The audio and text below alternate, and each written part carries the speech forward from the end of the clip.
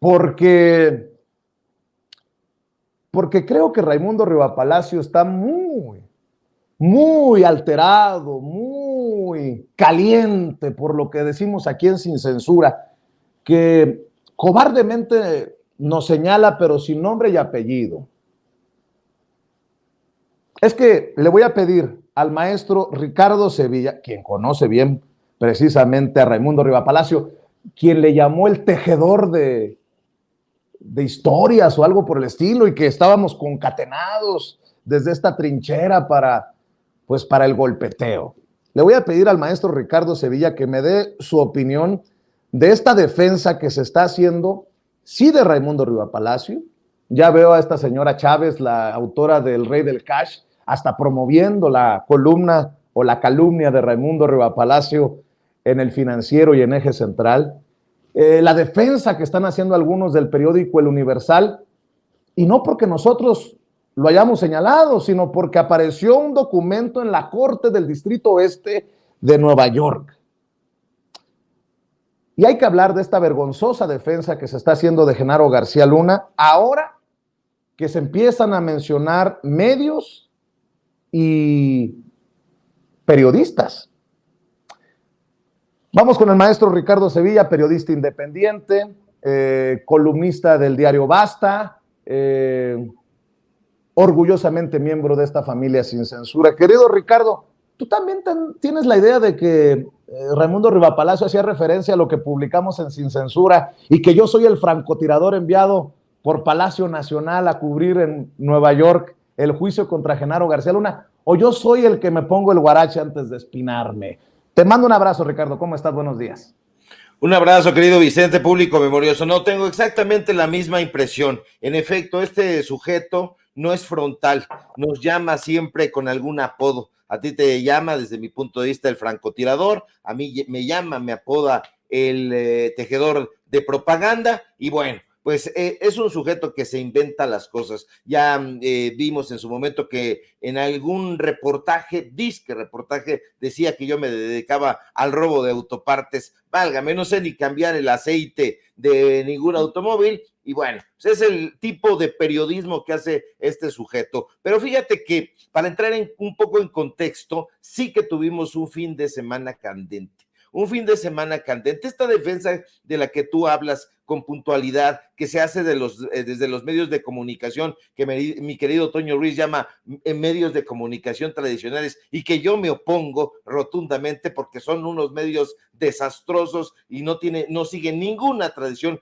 como no sea la del chayote y la de recibir el maiceo. Pues bueno, estuvieron y han estado desde hace mucho tiempo, no solamente el fin de semana, sino desde hace ya varios meses, defendiendo a Genaro García Luna, tratando de lavarse la cara anticipadamente. Pero ayer circula en redes sociales, particularmente en Twitter, este oficio del que hablas, esta carta donde los abogados de Genaro García Luna, este angelito del diablo, pedían al juez Brian Cogan que prescindiera justamente del testimonio de Héctor Villarreal, un personaje que no sabemos exactamente todavía quiénes. Han circulado varias hipótesis sobre la identidad de este sujeto, que fuera probablemente o podría ser el extesorero allá en Coahuila, y bueno, involucra presuntos sobornos del periódico Universal. Ahora, horas más tarde, en la sección editorial bajo reserva de ese periódico, salieron a decir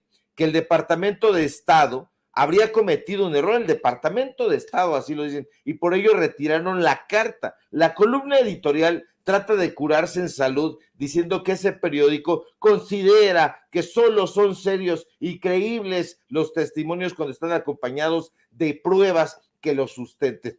Es curiosísimo que digan eso cuando ni siquiera conocen todavía el testimonio de Héctor Villarreal y si vendrá o no acompañados de pruebas, de datos duros. Ahora, esa columna que no firma nadie, nunca la ha firmado nadie, y al mismo tiempo representa el punto de vista de esa casa editorial, de ese negocio. Ellos le llaman empresa periodística, pero es un negocio. Bueno, ellos agregan que de lo único que sí hay prueba es que el Gran Diario de México, así ellos se congratulan de llamarse, mantuvieron siempre una cobertura equilibrada y crítica de la gestión de García Luna, pero no es así. El Universal no hizo ni en ese momento ni ahora una cobertura crítica de la gestión del hombre de todas las confianzas de Felipe Calderón. Al contrario, todo eran loas y panegíricos desbordados ante la figura de Genaro García Luna. Ahora, dice el corresponsal de Proceso allá en Washington que no cambiaron el documento, pese a lo que ellos dicen es que se equivocaron y por eso lo bajaron, lo cambiaron. No cambió el documento, dice Jesús Esquivel, que la defensa de García Luna envió al juez Brian Cogan, no sobre estos presuntos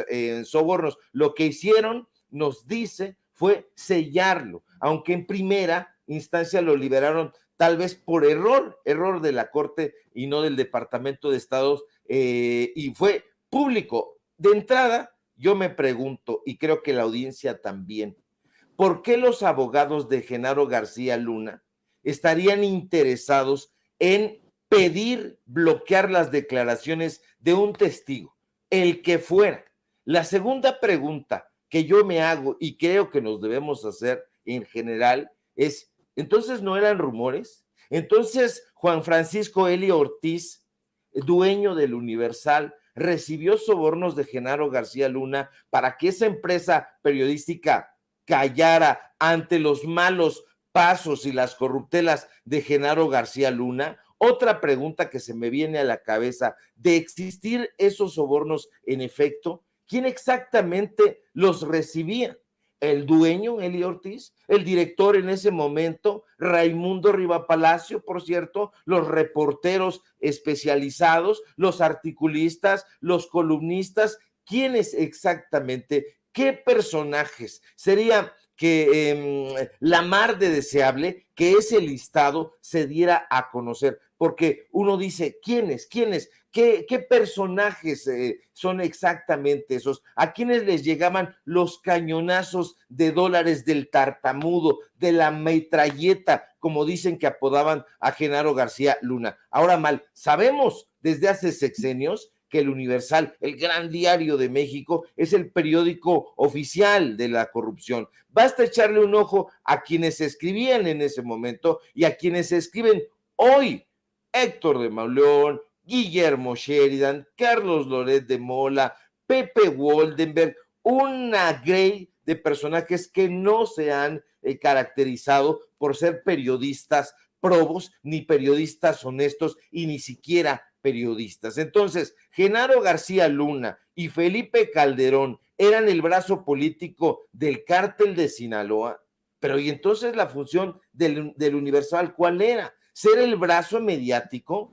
Eso es terrible porque de ser de esa manera se está destapando, como dijo hace unos minutos Jorge Armando Rocha en Twitter, se va a destapar una cloaca, pero más allá de destaparse esa cloaca, ¿quiénes van a salir?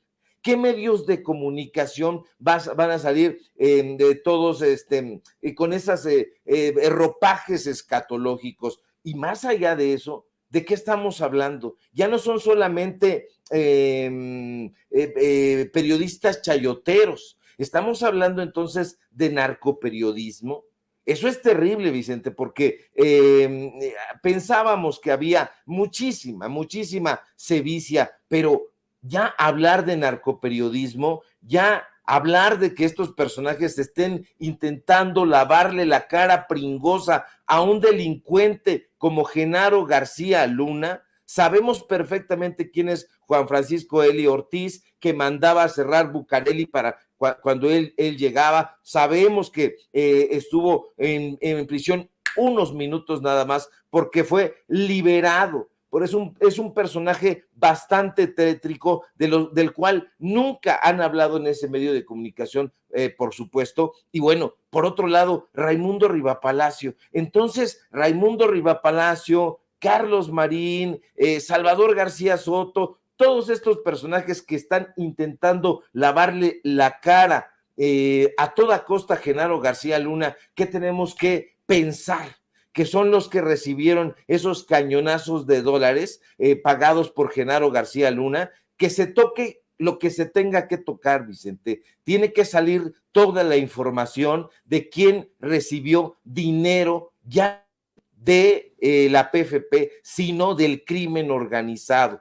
Y sería muy salutífero, un bálsamo a la justicia que necesita este país, que se señalara con todas sus letras a estos personajes que, insisto, ya no serían solamente desinformadores, sino personajes coludidos ya con el crimen organizado. Dinero del crimen organizado es de lo que estamos hablando. Entonces, hay que esperar quién es Héctor Villarreal, insisto, Héctor Villarreal Hernández, que podría haber sido el titular del sistema de administración tributaria del estado de Coahuila, y vamos a permanecer muy atentos y estamos a la expectativa, pero creo que ellos, estos personajes, estos periodistas, son los que están más nerviosos que nadie.